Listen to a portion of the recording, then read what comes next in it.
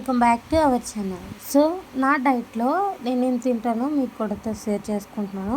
So morning breakfast వచ్చేసి నాకు protein shake అనమాట. సో ఒక కప్ వాటర్ అయితే తీసుకొని అందులో ప్రోటీన్ షేక్ ఉంటుంది కదా, సో 2 స్పూన్స్ యాడ్ చేసుకొని బాగా మిక్స్ చేసుకొని తాగేయడమే. దీంతోపాటు బాయిల్డ్ ఎగ్స్ కూడా తినాలి, బట్ నాకు ఫీవర్లో ఉన్నాను అందుకే తెలియదు. మీరు కావాలంటే యాడ్ చేసుకోవచ్చు. సో ఇది నాకు డైటీషియన్ రిఫర్ చేశారు. సో మీకు కూడా కావాలి అంటే నేను రిఫర్ చేస్తాను, ట్రై చేయండి ఒకసారి. ఇదైతే మంచి రిజల్ట్స్ ఇస్తుంది. సో చూసారు కదా, మార్నింగ్ ఇదైతే నా బ్రేక్ఫాస్ట్ అనమాట. సో బ్రేక్ఫాస్ట్ తర్వాత ఇప్పుడైతే లంచ్లో ఏమేమి ఉంటాయంటే చూసేయండి. సో ఫస్ట్ బ్రౌన్ రైస్ అయితే చేసుకుందాం. ఫస్ట్ వచ్చేసి ఒక కుక్కర్ అయితే తీసుకొని బ్రౌన్ నైట్ ఇదైతే ఓవర్ నైట్ సోక్ చేశాను అనమాట. ఎందుకంటే మార్నింగే 1 అవర్ ముందు చేయొచ్చు, కానీ ఒకవేళ మన స్టమక్కి సెట్ అవ్వకపోతే చాలా కడుపు నొప్పి వస్తుంది.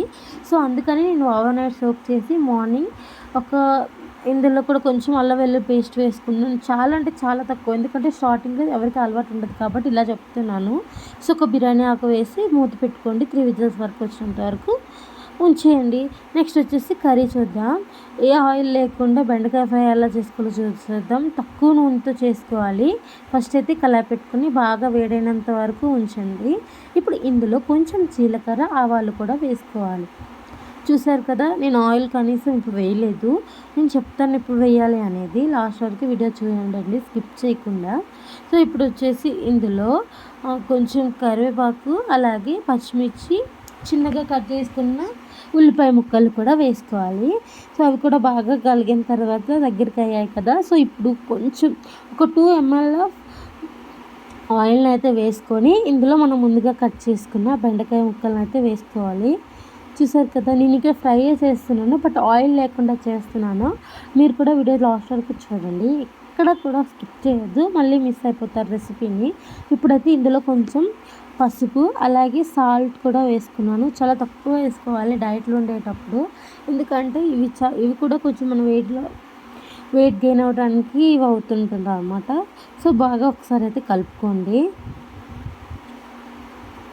కలుపుకున్న తర్వాత మూత ఎత్తి పెట్టుకోవాలి. ఒక 10 minutes కుక్ అయిన తర్వాత చూసారు కదా, దగ్గరగా అయ్యాయి. ఇప్పుడైతే ఒక టేబుల్ స్పూన్ కారాన్ని వేసుకోవాలి. కొంచెం ధనియాల పొడి వేసుకోండి. సో వేసుకున్న తర్వాత మళ్ళీ ఒకసారి కలుపుకొని మూత ఎత్తి పెట్టుకోవాలి. సో కూర అయితే రెడీ అయిపోయింది. ఇప్పుడు సో డైట్లో మనకి మెయిన్ వచ్చేసి 4 parts ఉంటుంది అనమాట ప్లేట్స్లో. ఒకటి ఫైబర్, అలాగే కార్బ్స్, అలాగే ప్రోటీన్ కూడా ఉండాలి. ఫస్ట్ అయితే కార్బ్స్లో నేనైతే ఇక్కడ బ్రౌన్ రైస్ తింటున్నాను. సో ఈ ప్లేస్లో మనం రోటీ కూడా యాడ్ చేసుకోవచ్చు. నెక్స్ట్ కూరగాయలు అనమాట. సో ఇదొక కర్రీ ఉండాలి పక్కాగా.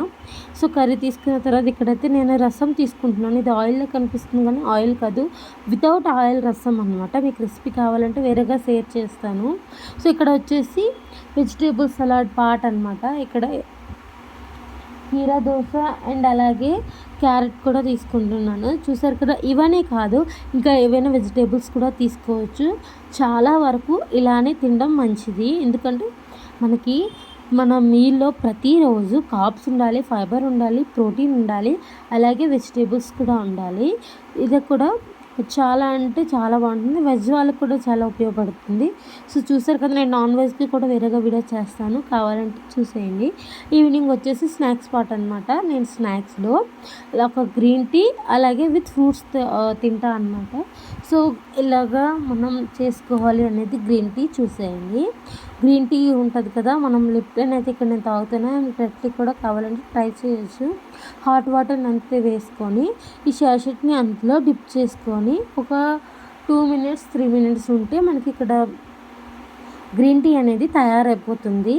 సో ఇలా చేయడం వల్ల మనకి మెటబాలిజంకి చాలా హెల్ప్ అవుతుంది. ఇందులో ఒక ఆనియన్, ఇక్కడ ఒక లెమన్ కూడా స్క్వీజ్ చేసుకోవాలి. సో లెమన్ వేయడం వల్ల ఏంటంటే మనకి గ్రీన్ టీ అనేది చేదు అంతగా తెలీదు, ఇంకా లెమన్ కూడా మంచిగా ఉపయోగపడుతుంది ఫ్యాట్ లాస్కి. ఇక్కడ ఫ్రూట్స్ నేను ఆ రోజు కివి అండ్ పపాయ తిన్నాను. మ్యాక్సిమం ఇవి తినడానికి ట్రై చేయండి, ఎందుకంటే వేరే ఏమైనా తినడం వల్ల ఇంకా వెయిట్ గెయిన్ అయిపోతారు. సో ఇప్పుడు వచ్చేసి ఇక్కడ నేను నైట్ డిన్నర్ అనమాట. నైట్ డిన్నర్లో మల్టీగ్రెయిన్ పిండితో అదే మిల్లెట్ దోశ ఎలా చేసుకోవాలో చూపిస్తాను.